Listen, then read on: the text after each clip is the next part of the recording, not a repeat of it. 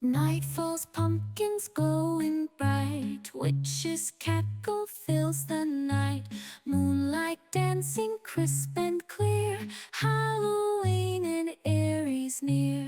Ghosts and goblins roam the streets, candy bags and spooky treats, shadows lurking full of cheer, Halloween in Erie's here. We are about to go to the Warner Theater for the 2024 Erie Horror Fest. We're going to take you in there and try to walk around and show you exactly why it's one of the best horror festivals in the entire country.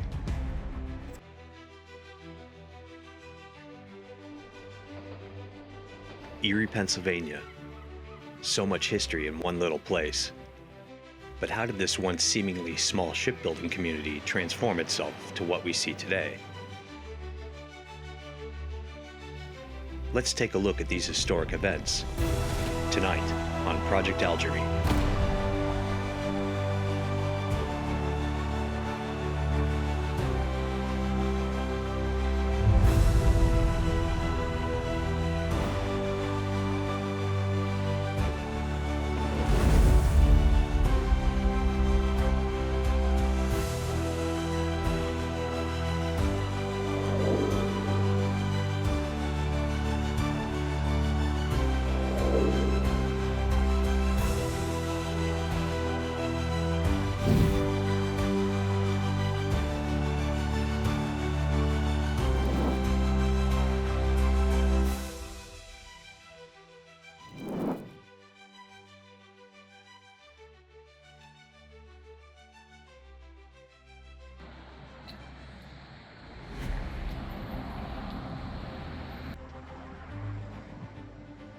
So we're about to go into the 2024 Erie Horror Fest at the Warner Theater here in downtown Erie. How often do you get to spend 2 days wandering around the Warner Theater, checking out its history? Commissioned by Warner Brothers in 1929 and designed by Rap and Rap architectural firm out of Chicago, the Warner Theater opened on April 10, 1931. The very first movie that played here was The Millionaire, starring George Arliss.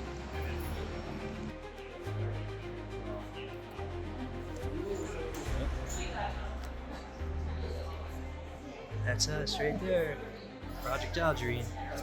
We picked up our weekend passes and headed inside.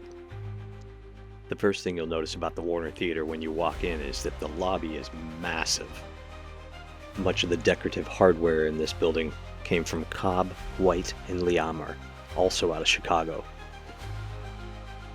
While the movie The Millionaire played on that opening night back in 1931, an audience member discovered their own wealth. Reportedly, a woman lost a gold watch, which was never seen again.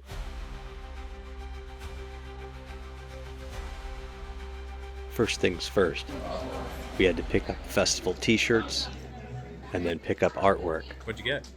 I got a... Oh, the other regular one? Yeah. There you go. I'm glad I had an opportunity to pick up last year's poster because I'm a big fan of this movie.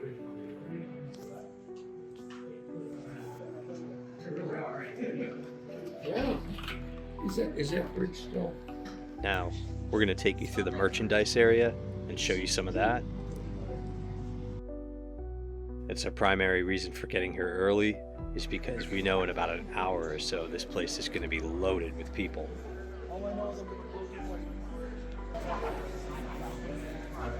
The French Renaissance style in the lobby is absolutely stunning.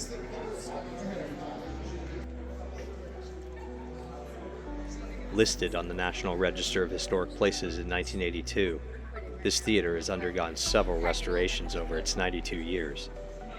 I remember seeing Moby Dick here sometime around 1974.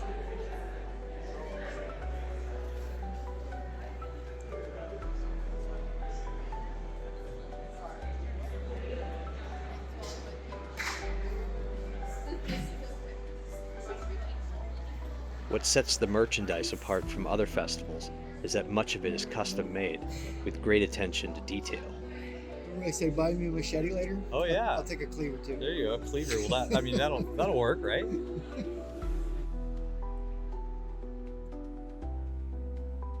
You're not going to find a table selling run-of-the-mill cookie-cutter masks or anything like that here.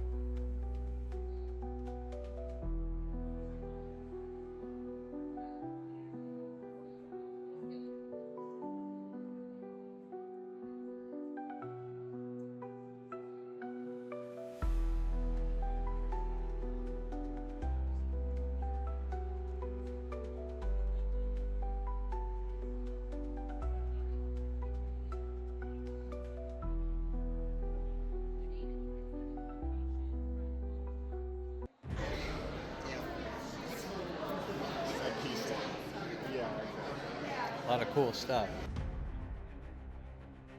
Yeah. Sure. I want to just show up, blow up. I want Yeah. to see the documentary. I love that they have the Now, VHS. the merchandise areas are really cool, VHS. but there's more to do here than just shop. When the schedule of films is released, it's good to get a plan together of which films you want to see versus attending panels or workshops. And don't forget the meet and greets. All this, and we haven't even made it into the auditorium yet. They're going to be showing a documentary about John Russo. I don't know if you know who he is. John Russo worked with George Romero down in Pittsburgh. They filmed Night of the Living Dead. John Russo was a co-writer. He's the one that came up with the idea of having zombies eat flesh kind of thing. You know, that whole zombie thing. We wouldn't have any zombie movies really if it wasn't for John Russo. He's an absolute legend in this business. So we wanted to come down and support that documentary. I was fortunate enough to see it at a different event, but John had not seen it. So It was at that point that John had notified me that if I hadn't quit talking, we would have missed the film.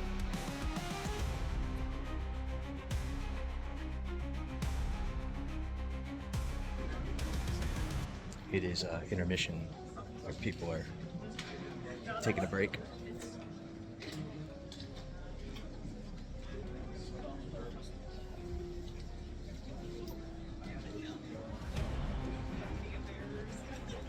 Yeah, a lot of people.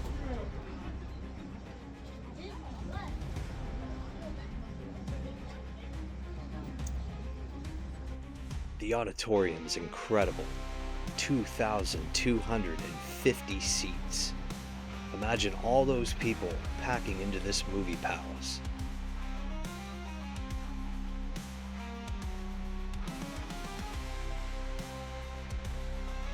The theater today boasts a state-of-the-art digital projection system, and the sound quality is unmatched.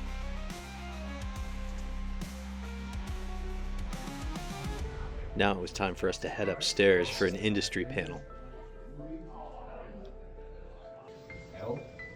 I guess. Hey everybody, it's Brian and John from the Project Algerine crew. We're trapped in an elevator for the rest of the weekend.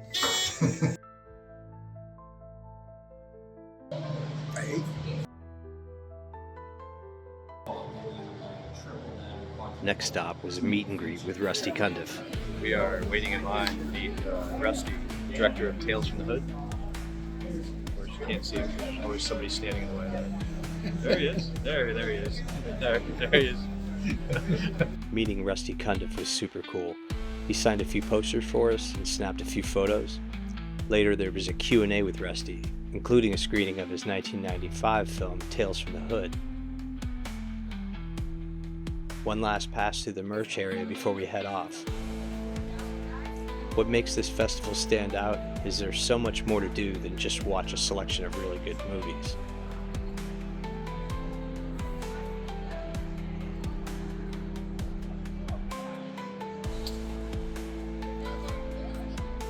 So we had a great time at the Erie Horror Fest today. Yeah, not too scary. Not too scary. A little bit, maybe a tiny bit.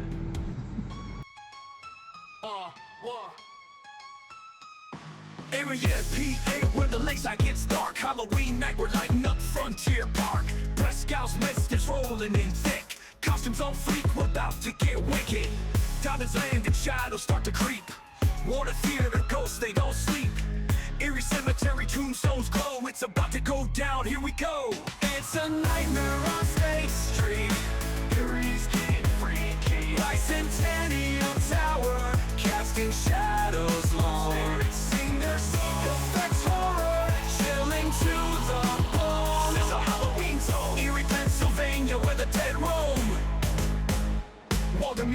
but there will be flyers possessed. Riding through the night, putting fear to the test. Mill Creek Mall, now it's zombie ground zero. Everyday people turn Halloween anti-heroes. Perry Monument is more than a statue. History's alive and it's coming at you.